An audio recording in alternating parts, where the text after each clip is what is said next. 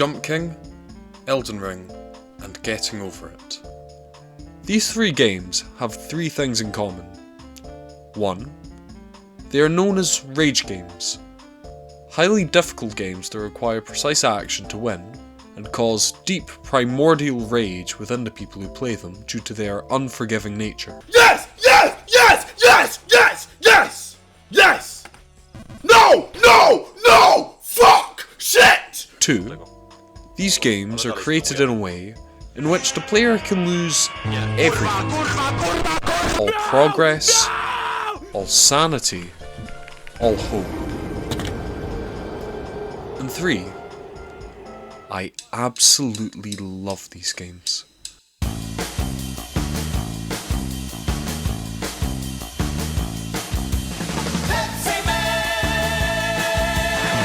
I mean, seriously, these games are my most played on Steam.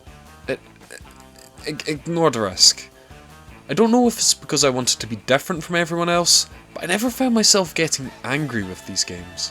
At most, I'd let out a bit of a chuckle as I'm falling down 15 stories, or getting shanked in an alleyway by some rat. But why, you may be asking? Well, to answer that, I first need to tell you about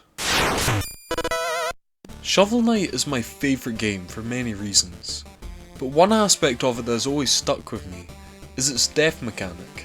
In the game, once you die, floating piles of loot will be left around where you died, allowing you to go back and reclaim your loot at your own peril. Now, Shovel Knight as a game is not extremely difficult, but when you add the chance of being able to reclaim your lost loot, well, most players, especially when it's a big pile, tend to try and snatch it back up. And you're there, and you just need to time this jump, and you die. But you claim most of the bags, and if you stop now, you'll lose even more. And I can guarantee you that everyone that has played this game knows this feeling of when you're 5 deaths in a row, and your death is looking like this. You lament to yourself, why did I try that? Why was I so fired up to even attempt that in the first place? And well, because it's fun. The challenge with personal stakes keeps you invested in the game. But of course, when the coin turns low, as it inevitably always does, the interest is lost. But sometimes, it isn't always about the money, and in some games, it was never really about the money at all. Now, this fun death mechanic is of course inspired by the Souls series, a series infamous for its rage game status and being so frustratingly difficult that it has created a genre onto itself, the Souls-like. This of course leads me on to my favourite From Software game, Elden Ring. I remember when I first got Elden Ring, very quickly going off of the main path and spending a good 3 to 4 hours on this crackhead dog in some crevice of a cave that most people would miss or not really care enough to try, but I did. And god, those hours just flew by. I remember right after beating that boss, finding another more formal dungeon with a boss at the end. The dungeon was fairly easy, I didn't really care for it. But the boss, I spent 5 hours on it, didn't beat it, and that was one of my fondest memories of Elden Ring. In games like these, for me and for many others, death isn't a setback or failure. Money is never really too hard to get, and you'll never be carrying too much on you at one time anyway. Death is simply an opportunity to try again, with new ideas to test out. A chance to pull off something incredible. But what if you can't die? Well, in Getting Over It with Bennett Foddy, there's no real threat, no intelligent force working against you. And yet, the principal idea of losing it all still prevails through the game's main mechanic and hurdle to victory, the climb. Getting Over It has a unique map layout, but it also has a unique movement system through pulling yourself around with the hammer that players need to build a familiarity with rather than using more conventional platformer controls. You're still a baby in this game, finding your feet, so even though the level design isn't too hard, that unfamiliarity in itself is a major hurdle that most players need to try and get over. Getting over it doesn't need a death system to send you back to the beginning, because even if you're 90% of the way there, all it takes is one bad swing to send you 30, 40, 50% of the way back down, and then another reckless swing to send you back another 20%, and then another, and then you're back where you began. This choice not to reset your progress at death, it really helps the game feel calmer, because nothing is working against you. The only thing that decides your progress is yourself. Another game that has a very similar all-in-hands of the player approach is Jump King. You know, I'm starting to notice a pattern here. That being the brutally punishing aspects of these games. Jump King is perhaps my favourite of these rage games.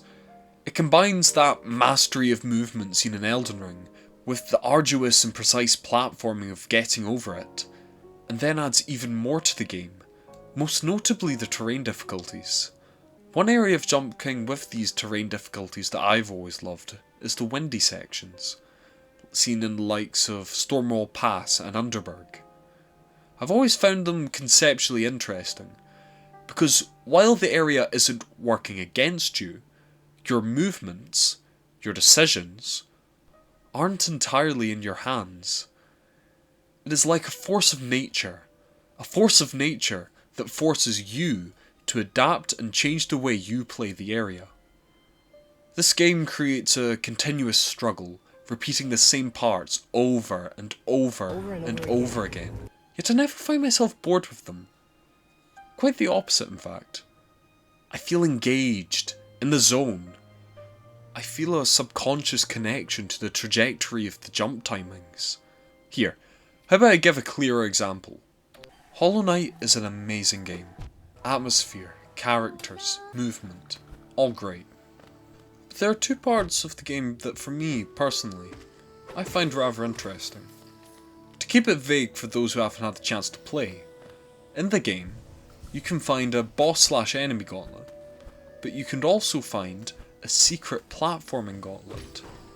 Now, both of these are fun in their own respectives, but the one I certainly had more fun completing was the platforming gauntlet. Sure, don't get me wrong, fighting old bosses and enemies was a fun experience at first, but then you die. What the dog doing? And then you have to go through all of them again and again. But wait, was I just talking about how much I love throwing endless attempts at the wall? Well, yes. But what I think separates the two are the difficulty levels present in each.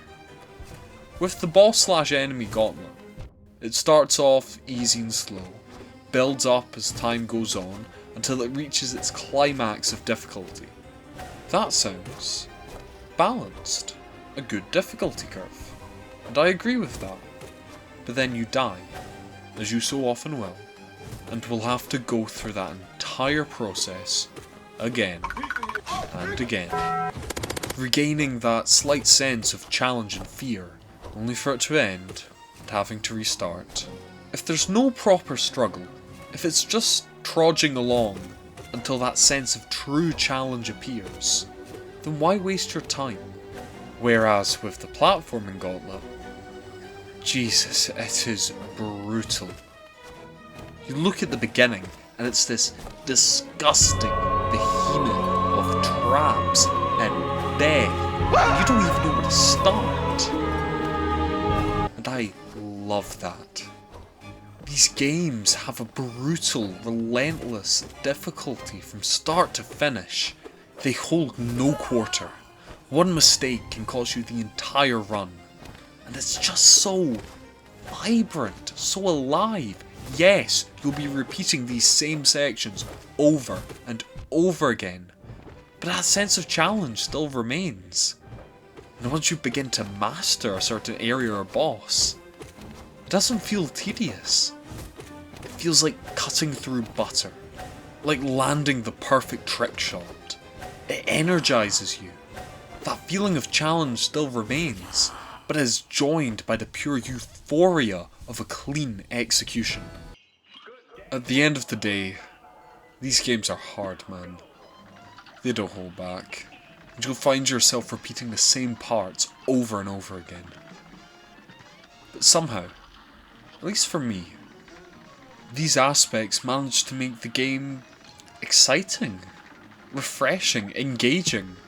I find joy in just the simple chipping away slowly but surely in progress, making a bit further each time, making the game feel more familiar, more homely, gaining this infinite replayability aspect. I love repeating these sections of games over and over again, not because I'm crazy. Crazy. I'm not crazy. I'm not insane. But because I get to enjoy the same hard replayable section all over again. Whereas if the platforming or boss was pretty run-of-the-mill, but still had that principle of one mistake and you can lose everything, I think I would die of boredom. I enjoy the pain of losing. I marvel at it. It is the sweet combination of a sharp difficulty, beginning to end, with the ability to lose everything on the smallest mistake, that truly makes these games worth playing. So much so, that the ending, the victory, has very little meaning. Because what even is victory in games like these? Is the true victory the summit of the mountain? The smoking hot babe at the top? Where the enemy failed? No. Like in the myth of Sisyphus, the struggle itself towards the heights is enough to fill a man's heart. One must imagine Sisyphus happy. The true victory is the boulder that we push up along the way, the trials we go through to win. That is what makes us feel alive. That is what's truly worth it.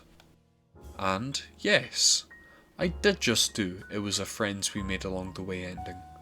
Who gonna stop me?